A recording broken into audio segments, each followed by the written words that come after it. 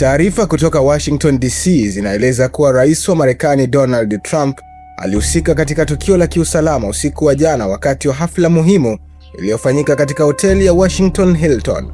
Kwa mujibu wa taarifa za awali, milio ya risasi ilisikika karibu na eneo ambapo hafla ya White House Correspondents' Dinner ilikuwa ikiendelea.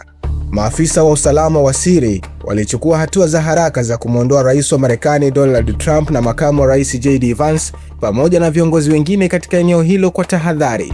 Mamlaka zimethibitisha kuwa Trump hakujeruhiwa na yuko salama. Mshukiwa mmoja anaripotiwa kukamatwa muda mfupi baada ya tukio hilo. Mshukiwa huyo kwa jina la Cole Thomas Allen, mwenye umri wa miaka 31, mkazi wa California, alikuwa na bunduki, bastola na visu kadhaa wakati akijaribu kuingia eneo la hafla.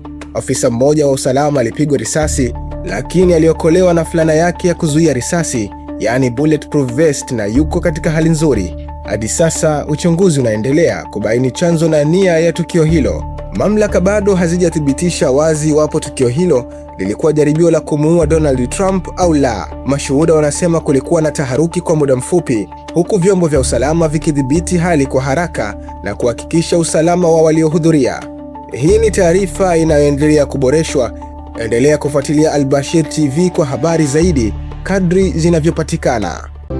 Al-Bashir TV, dunia na Afrika kwa lugha yetu.